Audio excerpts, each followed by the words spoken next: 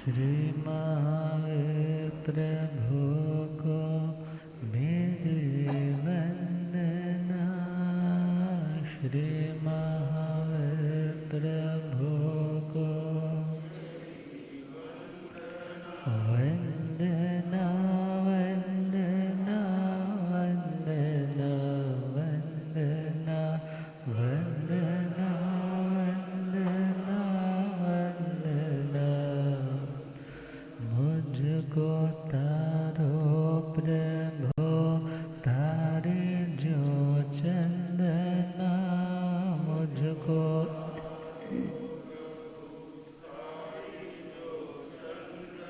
वंदना वंदना वंदना वंदना वंदना वंदना वंदना। मुझको दल दल से अब तो निकालो प्रभु। मुझको अब तो मैं तो आया शरण में, संभालो प्रभु। मैं तो आया शरण में, कोई तुम सा नहीं इस जहां में कहीं। कोई तुम सा नहीं, तेरे चरणों में दाता है अभिवंदना।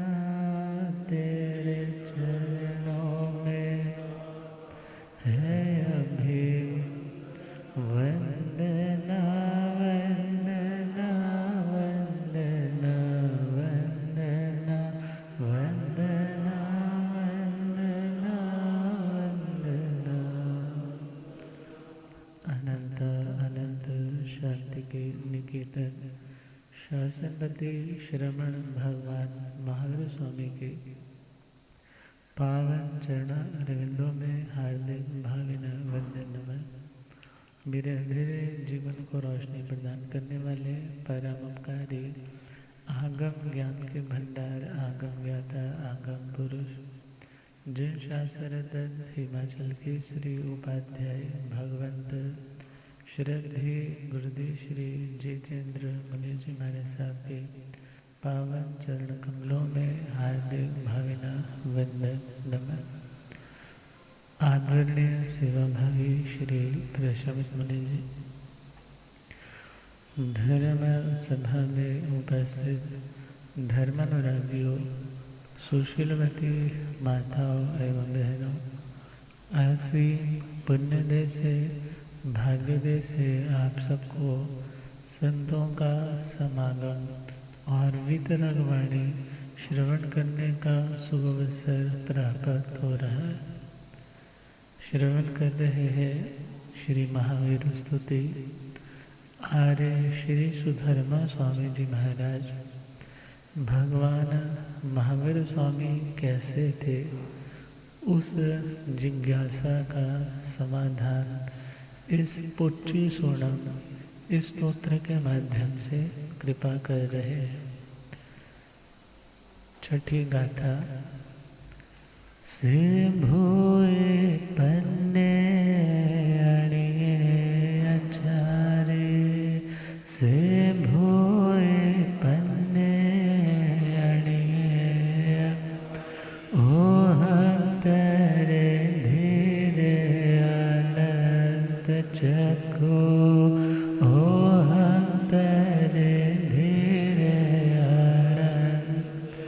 आणो तेरे तप ईश्वरीवा वैरोयणिंदेवतमं पगासे पुच्छिं सोडं समणमाहणाय। पुच्छिं सोडं अगारिणोया परते ध्याय। अगारिणो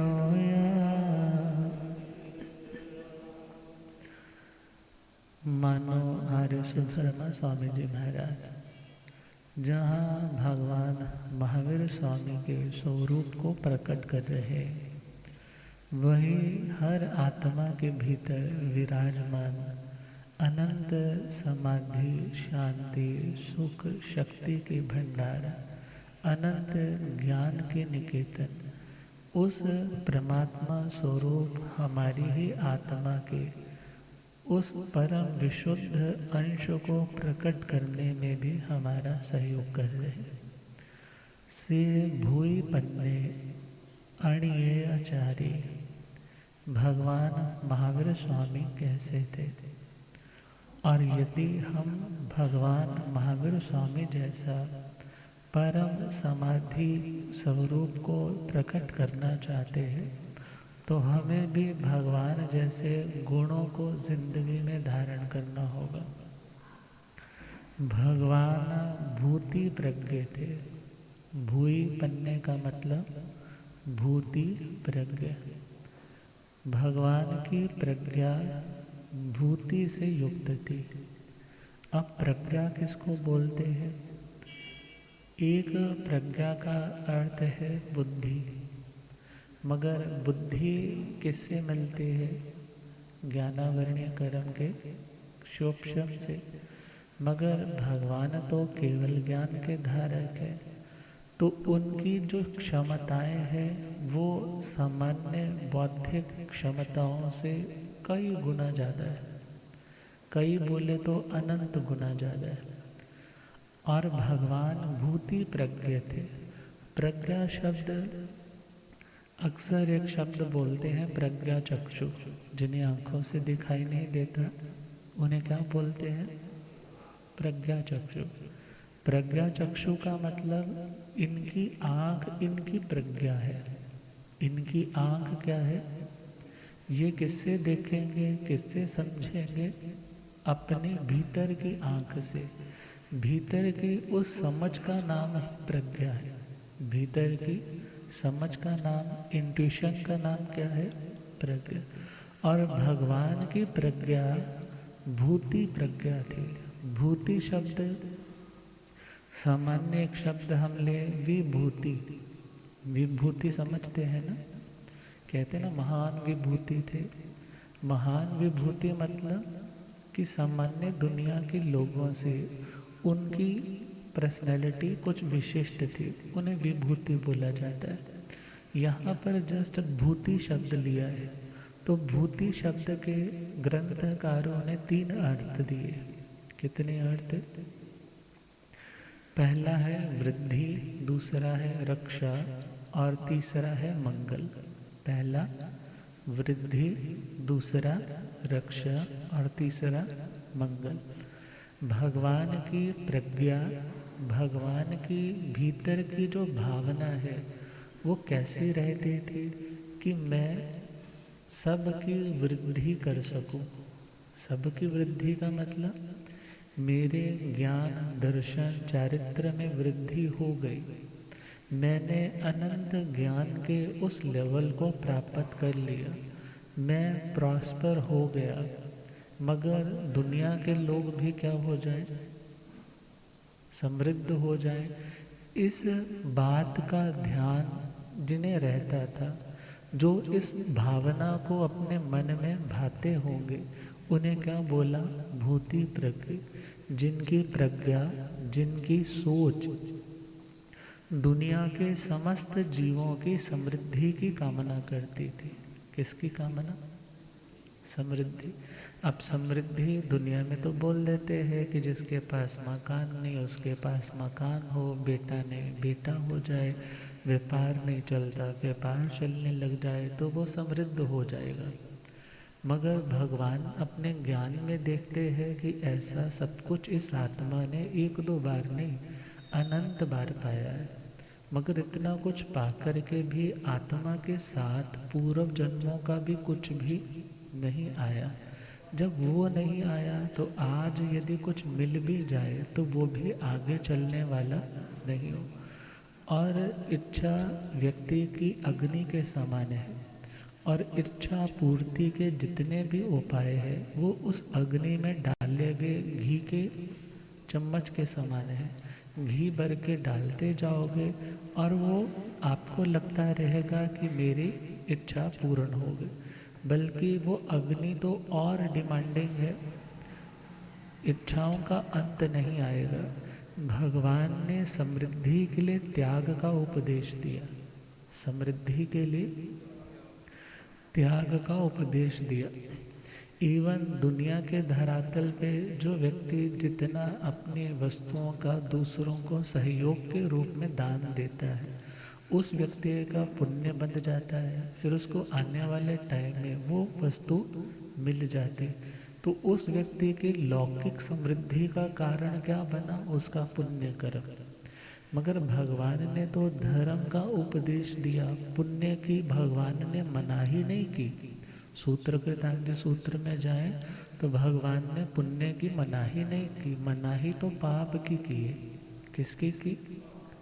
मगर धर्म क्रिया करने का भगवान ने संदेश दिया, बिकॉज धर्म करते करते जितना आत्मा के लिए योग्य पुण्य है बहुत इकट्ठा हो जाता है, और जिससे उसे आर्य कुल मिल सके, निरोग शरीर मिल सके, मनुष्य क्षेत्र मिल सके, मनुष्य जन्म मिल सके, दुनिया की प्रपंच अर्थात दुनिया की कोई टेंशन ना हो, घर बार में इकोनॉमिकली स्ट्रेंथ मिल सके, ये सब कुछ धर्म से मिल सकता है।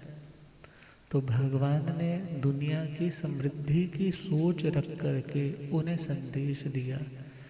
कौन सा संदेश? कि तुम धर्म का आराधन करो। तो भगवान की जो अपनी प्रज्ञा थी वो स्वयं वृद्धि को प्राप्त थी, अर्थात उनका जो नॉलेज का लेवल है वो पार एक्सीलेंस पे था, अर्थात भगवान की जो प्रज्ञा है वो ऑन एक्मे है, बिल्कुल हाईएस्ट पीक पर है। उनको कुछ भी जानना और देखना शेष नहीं है। तो पहला पॉइंट हुआ, जिनकी जो प्रज्ञा है वो समृद्ध हो चुकी है और दूसरों की समृद्धि की कामना करती है। अब दूसरा मीनिंग इसका चले रक्षा। भूति का दूसरा मीनिंग रक्षा। एक व्यक्ति के मन में आता है कि मेरी रक्षा होनी चाहिए, मेरी सेफ्टी होनी चाहिए, दूसरे की हो नहीं हो मुझे नहीं लेना देना। और कुछ लोग ऐसे होते हैं वो सोचते हैं चलो दूसरे का भला हो जाए, भले मेरा नुकसान हो जाए। हाँ, तीसरी तरह के लोग होते हैं वो सोचते हैं उसका भी भला हो जाए और मेरा भी भला हो जाए। और चौथी तरह के होते हैं वो बोलते हैं भले उसका बुरा हो भले मेरा बुरा हो, मगर मैंने करना वही है जो मेरे को ठीक लग रहा है। तो भगवान की प्रज्ञा कैसी थी? जिसमें अपनी भी रक्षा हो सके और दूसरों की भी रक्षा हो सके। उनकी सोच किसी को हार्म करने की, नुकसान पहुंचाने की कभी नहीं थी। उनकी सोच क्या थी कि दूसरे का भी नुकसान ना हो और मेरा भी नुकसान ना हो। यदि हम चाहते हैं कि हम भी भगवान महावीर जैसे बन सके तो हमें अपनी सोच को कैसा बनाना होगा कि मेरा भी नुकसान ना हो और दूसरे का भी नुकसान ना हो। रक्षा की भावना, डिफेंस की भावना, किसी को डराने की भावना नहीं, बल्कि दुनिया के समस्त जीवों की रक्षा की भावना। भगवान ने अपना ये संदेश भी क्यों दिया? दुनिया के समस्त जीवों की रक्षा हो सके। नॉलेज होगी, ज्ञान होगा, जानकारी होगी तो व्यक्ति जो अनर्थ में पाप कर बैठता है वहाँ से रुक पाएगा। तो दुनिया के प्राणियों की रक्षा हो सके तभी तो भगवान ने धर्म तीर्थ का भी प्रवर्तन उसे स्टार्ट किया। तो भगवान की प्रज्ञा कैसी थी? जिसमें दुनिया के समस्त जीवों की रक्षा की भावना थी। किसकी भावना? अब गौशाला आया, कोई कह सकता है कि गौशाले को भगवान ने प्रोटेक्ट क्यों किया? जब साधना काल में उसके ऊपर वो वैश्यायन तापस अपनी उष्ण तेजोलेशा छोड़ रहा था, जल जाने देते, उसे भस्म हो जाने देते, आने वाले टाइम में ऐसी प्रॉब्लम्स ही ना आती। मगर भगवान अपनी शरण में आए हुए की रक्षा करने वाले थे। अपने शरण में आए हुए कि उनकी सोच में था कि जो मेरी आंखों के सामने किसी को पीड़ा हो तो मुझे बचाना चाहिए। भले ये दृष्टिकोण उनका कब का था, जब वो छद्मस्त अवस्था में थे। और आज आप और हम अभी केवल ज्ञानी तो बने, बोलो, केवल ज्ञानी तो नहीं बने कि जो हम ये कह कर के छोड़ दें कि जो होना है सो हो जाएगा, जैसा केवल ज्ञानियों ने देखा है।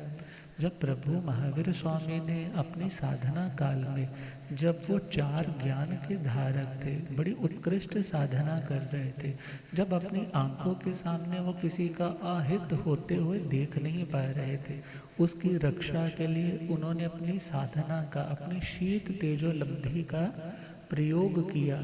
तो हम दुनिया के लोगों को, अभी संसार दशा के लोगों को क्या संदेश मिल गया कि तुम्हें अपनी आंखों के सामने कुछ गलत घट रहा हो तो वहाँ पर जो कमज़ोर है और जो वास्तव में ज़रूरतमंद है उसकी रक्षा के लिए सामने आना है, उसकी रक्षा के लिए सामने आना है। अब तीसरा पॉइंट है मंगल। भूति का तीसरा अर्थ क्या है? मंगल। मंगल का मतलब कल्याण। मंगल का मतलब विघ्नों को दूर करना। भगवान की प्रज्ञा कैसी थी? दूसरों को नज़र लगाने वाली नहीं थी। एक लाइन आती है ना कि उस व्यक्ति की ऐसी नज़र लगी, ऐसी टोक लगी कि मैं काम करते करते ही क्या हो गया, रुक गया। बहुत से ना 28 के बच्चे खान के लिए खड़े नहीं होते, वो क्या बोलते हैं पता नहीं महाराज किसकी नज़र लग जाए, फिर ना बड़ी औखी निकलती है 28। अब विचार करना है, जो देखा मेन तो हमारा अपना पुण्य कमज़ोर होगा तो किसी की नज़र लगती, वैसे नहीं लगती किसी की। मगर हम हमेशा ना सेटिस्फेक्शन ढूंढते हैं ना दूसरे पे दोष डाल करके। जैसे बचपन में यदि गिर जाते थे ना, अपनी गलती से ठोकर खा कर के गिरते, घुटने छिल जाते, तो माँ उठा कर के क्या बोलती, देख देख देख चिंटी का आटा गिर गया, हाँ तेरे को धरती नहीं मारा, चल हप कर दे इसको। क्या कर दे? गलती अपनी किस पे डाल दे। बचपन से ही वो माइंड के प्रोग्राम में वही संस्कार दिए जा रहे, और बड़े होकर के भी वही क्रम चलता है। गलती तो अपनी होती है मगर हम किस पे डाल देते हैं, उसकी नज़र लग गई, उसने ऐसा कर दिया। मगर इन ओरिजिनलिटी, इन ओरिजिन में देखें तो अपना ही कर्म कमज़ोर होता है। तो खैर भगवान की जो नज़र थी, भगवान की नज़र किसी की अंतरायों को बढ़ाने वाली नहीं थी। कैसी नहीं थी? मंगल का मतलब क्या है? विघ्नों को दूर करना। मंगल का मतलब, मंगल पाठ सुनते हो ना, कई बार कोई केस चल रहा है कचहरी में, कहीं यात्रा के लिए जाना है, किसी शुभ काम को निकलना है, तो क्या सोचते हैं? हमारे क्षेत्र में गुरुदेव महासाध्वी जी विराजमान है, जाने से पहले उनसे क्या सुन करके जाएं? मंगल पाठ। मंगल का मतलब जो विघ्नों को दूर करे, जो विघ्नों को दूर करे और तुम्हें ये बताए तुम्हारी श्रद्धा किस पे होनी चाहिए, तुम्हें इधर उधर भटकने की ज़रूरत नहीं है। ये मंगल पाठ का यदि पूरा मीनिंग समझा जाए तो उसमें बहुत बड़ा सार है। तो भगवान की प्रज्ञा कैसी थी? मंगल प्रज्ञा। कैसी प्रज्ञा थी? मंगल का मतलब विघ्नों को दूर करने वाली। भगवान के मन में कभी ये सोच नहीं आती थी कि उसकी साधना में विघ्न पड़ जाए या ये इतना आगे क्यों बढ़ रहा है, ऐसा कुछ नहीं। बल्कि सबका कल्याण हो, सबके विघ्न दूर हो जाए, सबकी ज़िंदगी में धर्म का अवतरण हो जाए। भगवान तो ऐसी प्रज्ञा के धनी थे। तो भगवान की प्रज्ञा केवल ज्ञान से भरपूर थी, इसलिए उन्हें भूति प्रज्ञा बोला। पहला पॉइंट वृद्धि। दूसरा सबकी समृद्धि चाहते थे, इसलिए भूति प्रज्ञा बोला। और आगे चले तो भगवान सभी जीवों की रक्षा की भावना रखते थे कि हर जीव जीना चाहता है, मरना नहीं चाहता। तो तुम जैसे स्वयं हर परिस्थिति में दुख आने पे रक्षा चाहते हो, डिफेंस चाहते हो, तो हर जीव चाहता है तुम सबको रक्षा का भाव दो, तो उस भावना से भगवान की प्रज्ञा रक्षा युक्त भी थी, तो वो फिर भूति प्रज्ञ हो गए। फिर है मंगल, भगवान की सोच कभी दूसरों की लाइफ में विघ्न डालने की, कि दूसरे की जिंदगी में मैं राहों में कांटे कैसे बिछा सकूं। भगवान ऐसा नहीं सोचते थे। यदि आप भगवान जैसा आनंद प्राप्त करना चाहते हो, ये चाहते हो हमारे अंदर भी वो गुण प्रकट हो सके, तो हमें अपनी प्रज्ञा को कैसा बनाना होगा? सबकी वृद्धि हो, सबका कल्याण हो और सबकी रक्षा हो, ऐसी भावना मन में सजोनी हुई। और एक आती है पंक्ति, शिवमस्तु सर्वजगता परहित निरता भूतगणा दोषा प्रियांतु नाशम सर्वत्र सुखी भवतु लोक। कौन सी भावना? शिवमस्तु सर्वजगता, इस सारे के सारे जगत का, जगत मतलब संसार का, शिव मतलब कल्याण हो। क्या हो? कल्याण हो, किसी का अनिष्ट, किसी का कुछ भी बुरा ना। जब अपनी जिंदगी में कोई ऐसा दुखदायी एपिसोड घटित होता है, जवान बेटे की डेथ हो गई, पिता का साया चला गया, फैक्ट्री में घाटा पड़ गया, तो व्यक्ति को लगता है कि आज तक जो चीज़ मुझे कभी महसूस नहीं हुई ना, आज महसूस हुई। कि वो व्यक्ति इतना उदास क्यों रहता है, वो व्यक्ति इतना परेशान क्यों रहता है। अर्थात जब खुद फेस किया तो हमने महसूस किया। भगवान ने तो अनंत जन्मों की वो सारी चीज़ें फेस कर रखी है, और भगवान जानते हैं कि दुख किसी को भी प्यारा नहीं है। तो उस भावना से क्या कहा कि सबका कल्याण हो, किसी के साथ भी बुरा ना हो। और वो सच में कभी भी बुरा ना हो, वो तो मोक्ष में जाकर के होगा।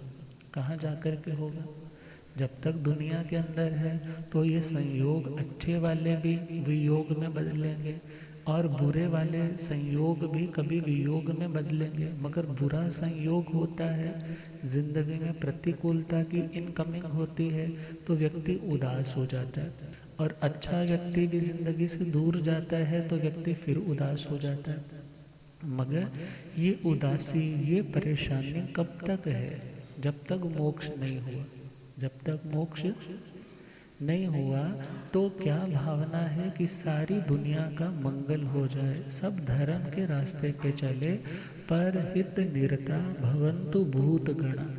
दुनिया के सभी लोग, भूत का मतलब जिनकी सत्ता है, ऐसे प्राणियों की रक्षा के लिए, उनके हित कल्याण करने के लिए लगे रहे। आजकल कितने कितने डेस्टिट्यूट्स होम्स है, ऑर्फन जो अनाथ बच्चे हैं वो रहते हैं, कितने वृद्ध आश्रम है, कितने ऐसे हॉस्पिटल्स हैं जहाँ लोग भोजन देने जाते हैं, लंगर देने जाते हैं।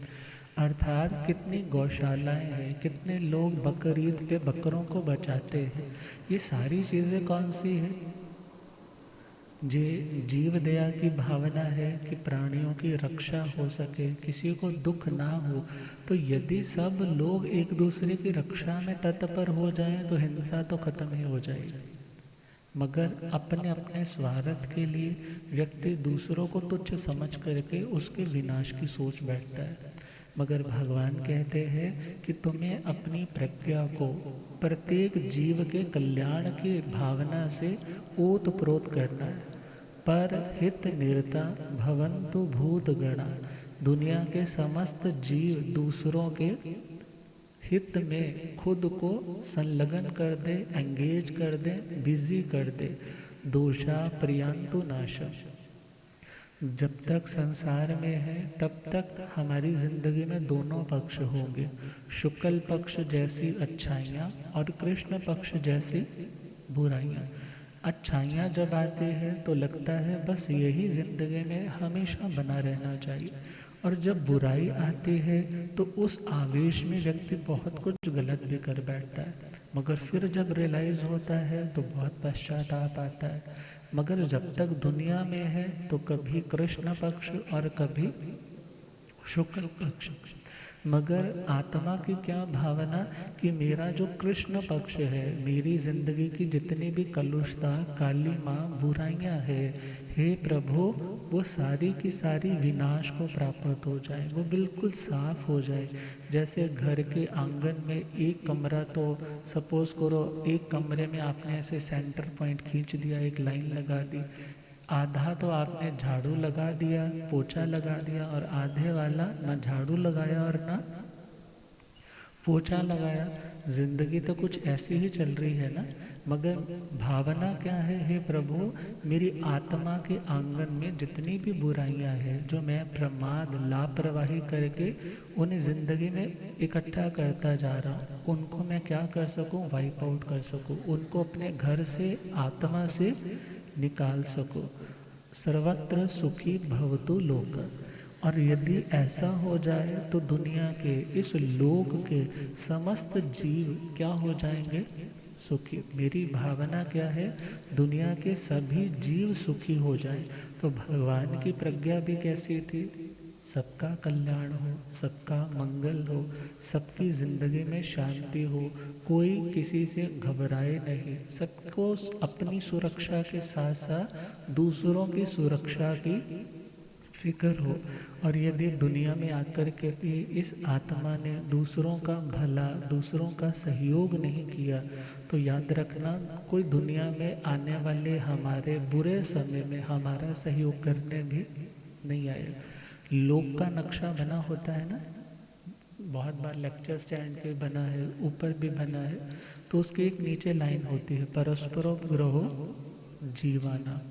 तो उसका मीनिंग क्या रहता है, परस्पर, परस्पर का मतलब आपस में, उपग्रह का मतलब उपकार करना, हेल्प करना, एक दूसरे के काम आना, जीवानाम, ये जीवों का लक्षण है। लक्षण का मतलब उसकी क्वालिटी है, उसका धर्म है, उसकी नेचुरल एबिलिटी है क्या, एक दूसरे का सहयोग करना। मगर जब ये व्यक्ति अपने उस स्वरूप से, अपनी ओरिजिनलिटी से भागने लग जाता है, तो जिंदगी में दुखों का साम्राज्य आने लग जाता है।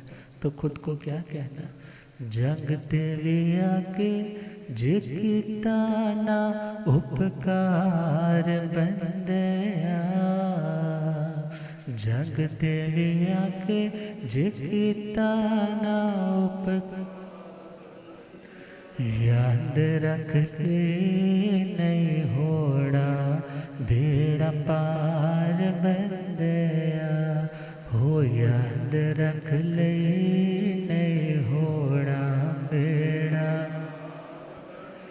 जगते विया के जिकिता ना उपकार बंदया, जगते विया के जिकिता ना उपकार, याद रख ले नहीं होड़ा बेड़ा पार बंदया, हो याद रख ले नहीं होड़ा बेड़ा। जग है सराय, कोई आए कोई जाए, इत्ते सब है पराए सताए, जग है सराय, कोई आए कोई जाए, इत्ते सब है पराए सताए, अयो वेला तो कुछ खटने दायो, वेला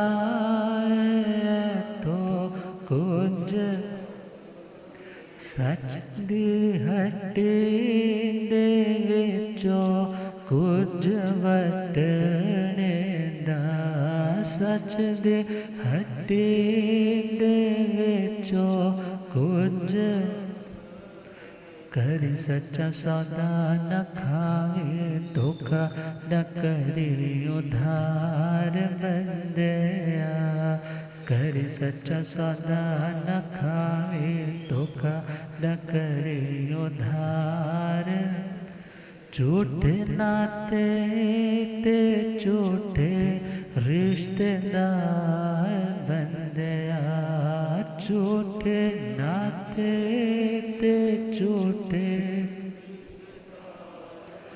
याद रख ले नहीं होड़ा बेड़ा पार बंदया हो, याद रख ले नहीं होड़ा बेड़ा। मंदिरां च जावे ते टल खड़कावे ते भुल बख्शावे सुनावे। मंदिरां च जावे ते टल खड़कावे ते भुल बख्शावे सुनावे। जे तू होरा दे दिल नो दुखावेगा, जे तू होरा दे दिल नो हक दूजे दा लेके मुस्कावेगा, हक दूजे दा लेके फिर हो जाने ए रब दे कर भी हार बंदया। फिर हो जाने ए रब दे कर भी हार। याद रख ले नहीं होड़ा बेड़ा पार बंदया हो, याद रख ले नहीं होड़ा बेड़ा। जगते भी आके जे कीता ना उपकार बंदया, जगते भी आके जे कीता ना उपकार।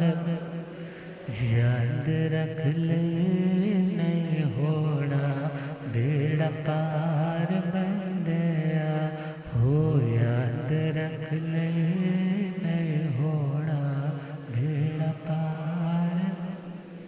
तो भगवान की प्रज्ञा कैसे थी कि दुनिया के भंवर में दुनिया के लोग फंसे न रहे, ये भी इस चक्रव्यूह से मुक्त हो सके, इनकी भी दुखों से रक्षा हो सके। भगवान की ऐसी प्रज्ञा थी। पहला पॉइंट हो गया से भूई पन्ने। भगवान से का मतलब वे भूति प्रज्ञा थे। दूसरा पॉइंट है अणियेयचारी। भगवान अनिकेतचारी थे। कैसे थे? अनिकेतचारी। निकेत बोलते हैं घर को, मकान को। निकेत किसको बोलते हैं? घर को, मकान को निकेतन, केतन। मगर अनिकेतचारी का मतलब जिन्होंने घर को छोड़ दिया और घर के बिना ही चर, चर का मतलब गति करते थे, विचरण करते थे। जिन्होंने अपने घर को छोड़ दिया और बिना अपने मकान के जो विचरण करते थे, भगवान महावीर स्वामी ऐसे थे। अब अनिकेतचारी का एक मीनिंग और भी आता है, जो अप्रतिबद्ध विहारी। अप्रतिबद्ध का मतलब जो किसी से बंधता नहीं, क्योंकि घर है आपका, आप कथा में आए हो, कथा के बाद आपको फैक्ट्री में जाना है, किसी को कहीं जाना है, शाम हो जाए, शाम रात हो जाए, तो फिर रात को क्या ख्याल आता है, कहाँ पहुँचना है? ईस्ट और वेस्ट, होम इज द घर पहुँचना चाहिए। अब घर पहुँचना मतलब घर की जिम्मेदारी, घर के प्रति आसक्ति, घर की जो जंजीर है उससे आपने खुद को बांध रखा है। जब कभी आपने देखा होगा एक गाय के गले में किसी ने रस्सी बांध दी और रस्सी उसने एक खूंटी से बांध करके, रस्सी बहुत लंबी, वो 10-15 एकड़ के खेतों में आराम से घूम सकती है, मगर कितना भी घूमे वापस कहाँ आना है? हाँ, ऐसे ही जो अपने घर के साथ बंधा है वो साधना कैसे कर पाएगा? वो अपनी साधना को विशुद्ध कैसे रख पाएगा? कोई कह सकता है भरत चक्रवर्ती जी को तो घर में ही हो गया था केवल ज्ञान। तो सारे भरत चक्रवर्ती नहीं होते। जिन्होंने पूर्व जन्मों में अनासक्ति का अभ्यास किया होता है, वो आत्माएं घर में रहते हुए भी उस घर से जुदा हो जाती। मगर भगवान ने खुद वो रोल मॉडल प्रस्तुत किया। भगवान तो हमारे तुम्हारे से कई गुना ज़्यादा वैराग्य से भरे हुए थे। यदि वो स्वयं अपने घर में साधना कर पाते तो घर छोड़ने की उन्हें ज़रूरत क्या थी? क्योंकि घर छोड़ करके जो कष्ट आने थे वो घर रहते हुए आने वाले नहीं थे।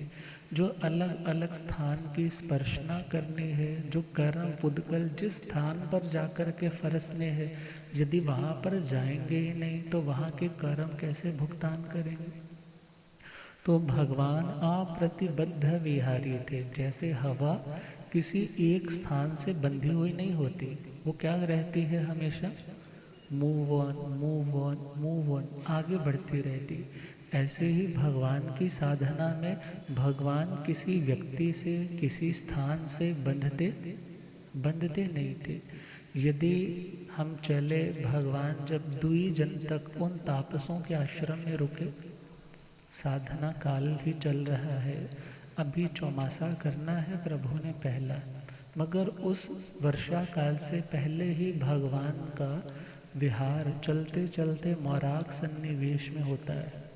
और वहाँ पर जिन लोगों ने गृहस्थ आश्रम कंप्लीट किया है और अब जो लोग तैयारी कर रहे हैं कि हम आगे सन्यास आश्रम, पहले वानप्रस्थ फिर सन्यास आश्रम में बढ़ सके, तो उनका एक बहुत बड़ा आश्रम बना है जहाँ वो प्रैक्टिस कर रहे हैं, अभ्यास कर रहे हैं।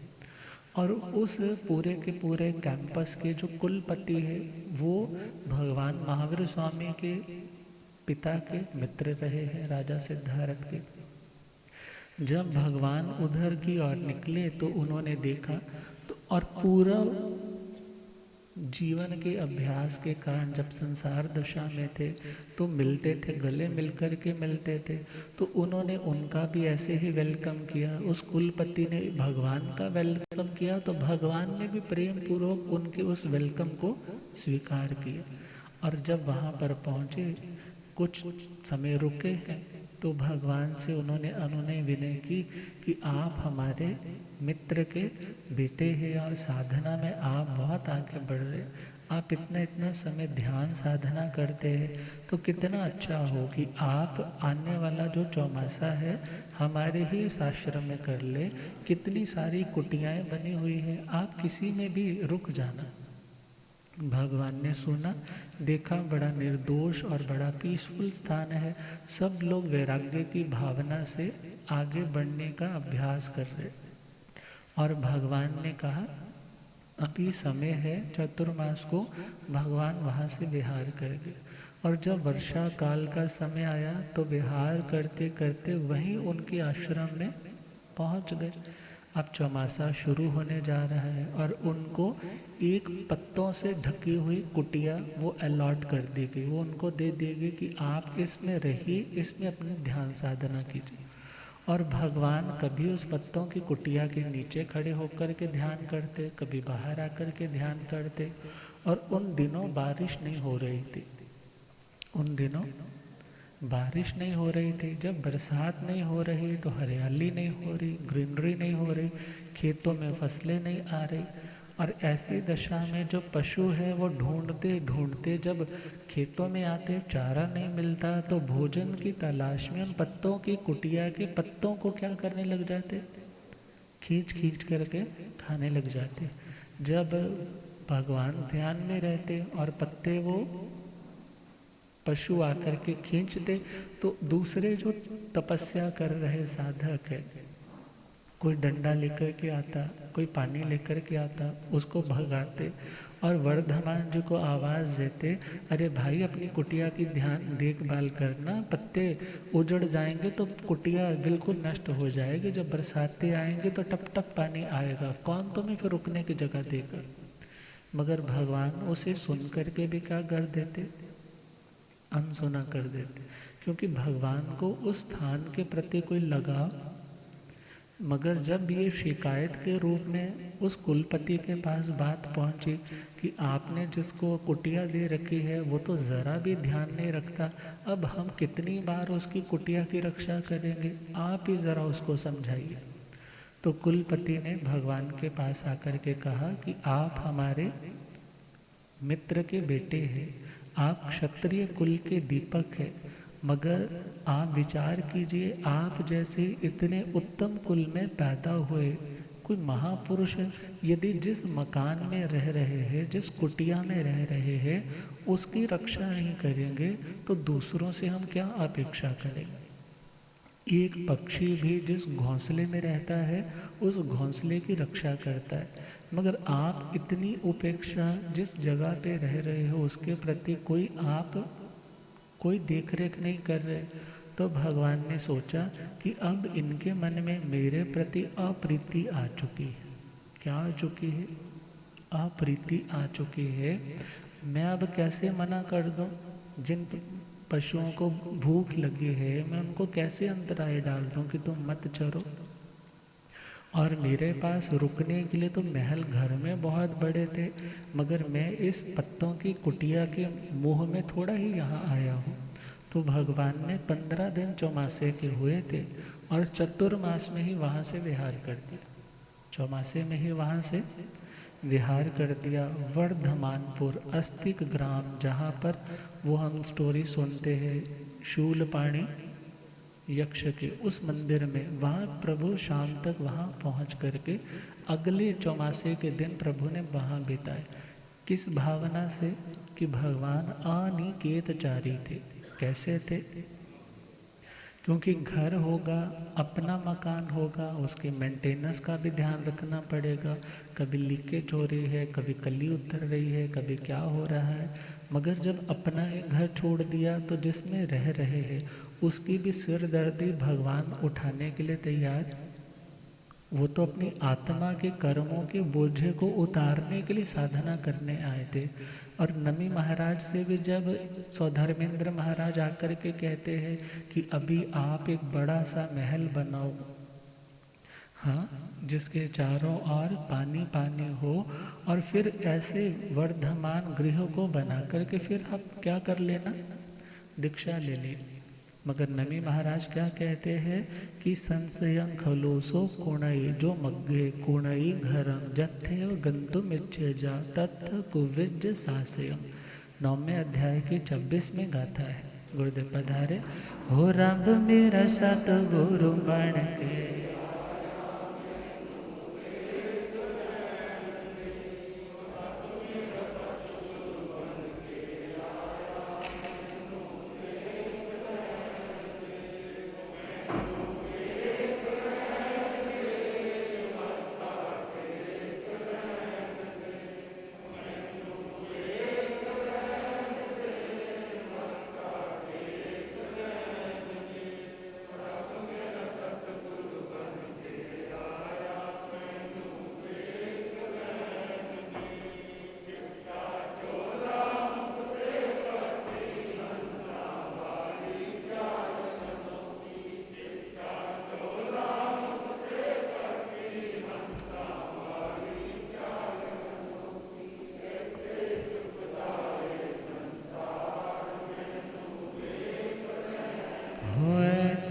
चुकदार संसार भलो, हो रब मेरा सतगुरु बन के आया मैनो।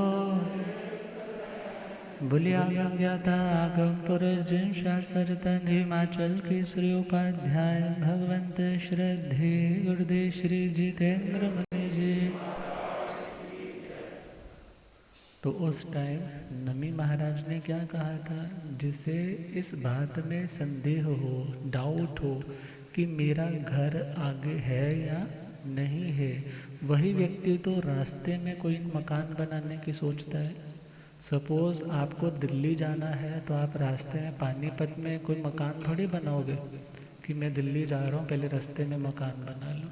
तो जिसे पता है मुझे मोक्ष में जाना है, जहाँ पर आत्मा की स्थिति शाश्वत स्थिति है, तो उसे घर रास्ते में बनाने की ज़रूरत नहीं पड़ती। तो ऐसे भगवान महावीर स्वामी अनिकेतचारी थे। शास्त्रों में लाइन आती है, संजोगा विप मुक्कस अणगारस भिक्षुणों जो संयोगों से मुक्त है, और अणगार जिन्होंने अपना घर, अपना बार, बार का मतलब वो क्लब वाला बार नहीं, हाँ, बार का मतलब व्यापार, जिन्होंने व्यापार भी छोड़ दिया, मकान भी छोड़ दिया, और दुनिया का प्रत्येक आरंभ हिंसा प्रधान क्रियाकलाप का त्याग कर दिया, वो एक सच्चे साधु की पहचान आती। तो भगवान अनिकेतचारी थे। और आगे जो होगा कल श्रवण करेंगे। वीर प्रभु भगवान को कैसे जाने, वीर प्रभु भगवान उन जैसा बनने की मन में बैठा हो, वीर प्रभु भगवान को उन जैसा बनने की मन में। आर सुधर्मा जी से पूछे श्री जम्बू, कृपा करो स्वरूप प्रभु का हम जाने, वीर प्रभु भगवान को कैसे उन जैसा बनने के। केवल ज्ञान से वीर प्रभु की प्रज्ञा थी भरपूर, सबका हो कल्याण जगत में कष्ट रहे सब दूर। केवल ज्ञान से वीर प्रभु की प्रज्ञा थी भरपूर, सबका हो कल्याण जगत में कष्ट रहे सब। प्राणी मात्र की खैर जो चाहे, योगी वो न्यारा, राजमहल घर बार बिछोड़ा करने भव पारा। प्राणी मात्र की खैर जो चाहे, योगी वो न्यारा, राजमहल घर बार बिछोड़ा करने भव पारा। आत्महित के नियमों को ही जो माने, आत्महित के नियमों को ही जो उन जैसा बनने के मन में भी ठाने हो,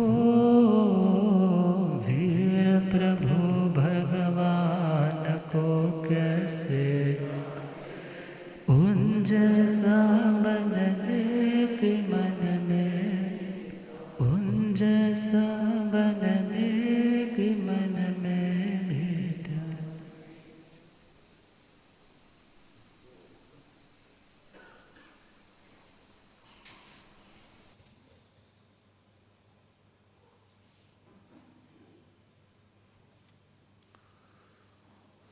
जीर्ण